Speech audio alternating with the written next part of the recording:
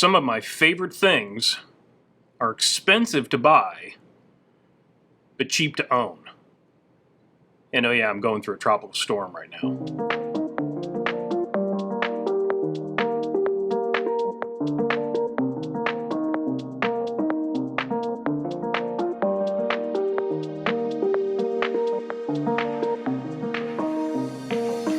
Welcome back, friends. Happy Monday.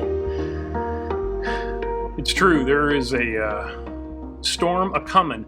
It's almost like Poseidon himself decided to welcome me, to pull me into his warm, damp bosom.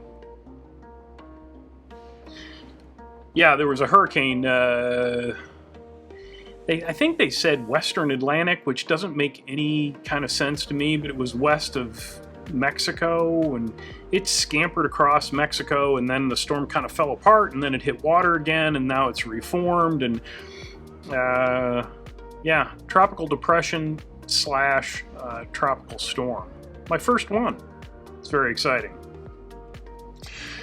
So I was talking to my buddy Tommy in Chicago. Tommy has a podcast, the Chicago History Podcast, and it's not your normal Billy Goat Tavern Super Bowl shuffle stories about Chicago. He gets down into the nitty-gritty of Chicago history, and it's worth a listen if you're interested in that kind of stuff. I'll put a link down in the description. But I was talking to him, and he was referencing some of the Instagram posts that I had put up last week about pedals. And he said, why would anybody ever spend $120 for a set of pedals? I started to explain, and he was like, whoa, pump the brakes, cowboy. Save it for the YouTube channel. And I went, well, not altogether a bad idea. I mean, we have talked about, or I have talked about pedals before, flat pedals specifically, and why I think you would want those if you're not racing or in, training mode. And I think I know where that video is, and if I can find it, well. So, if you buy an entry / mid-level bike, you're going to get a set of pedals on the bike. And in the beginning, those were pretty small and pretty awful. And now I think the pedals that come with hybrids and things like that have gotten a little bigger, which is nice. But they're going to be, other than the color, something like this. This is a Black Label pedal. Back when Trek was distributing Miraco BMX bikes, they had a parts brand called Black Label. This pedal has only been used for test rides, and it's already getting kind of loose. And what happens is you ride a lot, the spindle loosens up, and then the body breaks, and then you go into a bike shop wondering if you can buy just one pedal. You cannot. So then you've got a question to ask yourself, which is, I want a set of pedals. Do I just buy another $20 or $30 set of pedals and roll the dice? Or do I buy something nicer?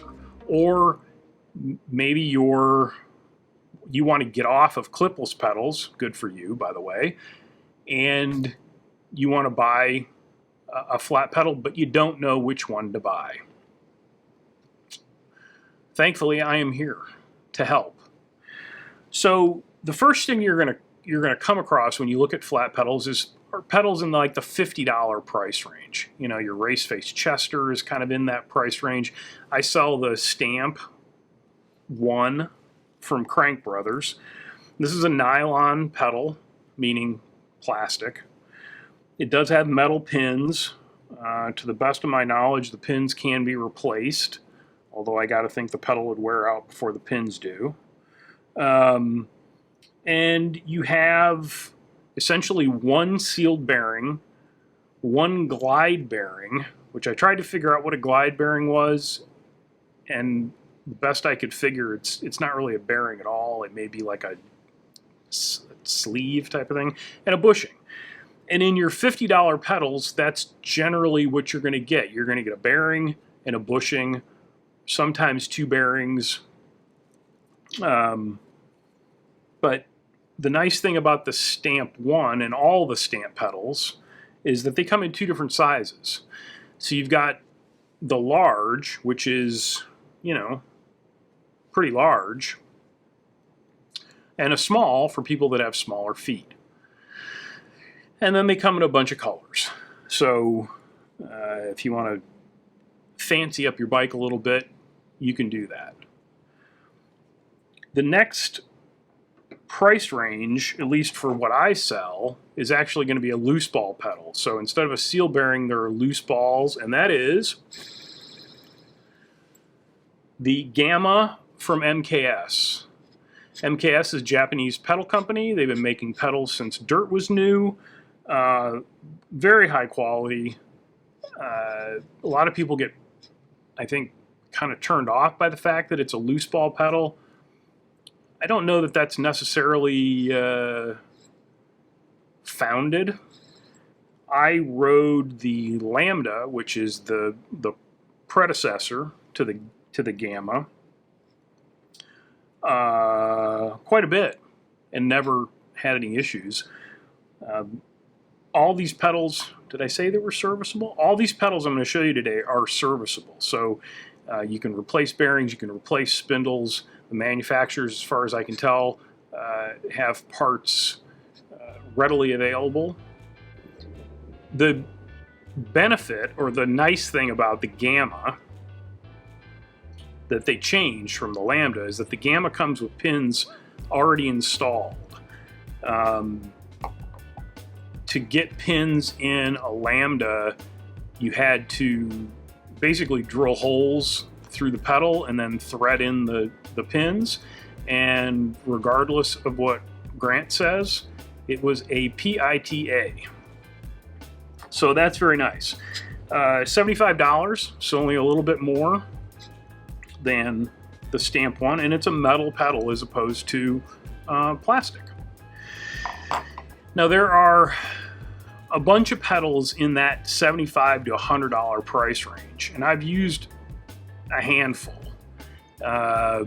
VP still has, I think, that 001 pedal, the pedal that Rivendell called the Thin Gripster, and there's an Expedo Spry. That I actually have that pedal on the Truckosaurus. And the VP pedal was $80, $90 the last time I was selling them. And it looks like the Expedo is still in that kind of $85, $90 price range. Those are pedals that are going to work for 99% of all recreational cyclists. You're going to get a bearing or two. The more bearings in the pedal, the less work each of those bearings has to do. It spreads the workload out, makes the pedal last longer. The only reason that you would have to spend more than that, than say, let's say $100 on a set of pedals, is if you are super high mileage and you just don't want to worry about it. Again, expensive to buy, cheap to own. You like the way they look, or you really like the way they feel more than some of the others if you have an opportunity to try different pedals. Which brings me to the next pedal, which is the Black Cat from Deity. Now this pedal's got two seal bearings, chromoly spindle, and to date is the grippiest pedal that I've used. Comes in a bunch of colors, easily serviceable. You can order the parts from Deity and do it yourself if you want. You don't have to send anything back. And that's the pedal that I put on my Bridge Club, 3-4 years ago. Still going strong. And it's a great feeling pedal. I have one more pedal that's actually more money than that. And I've only got one set, and honestly, I bought them because I wanted to try them.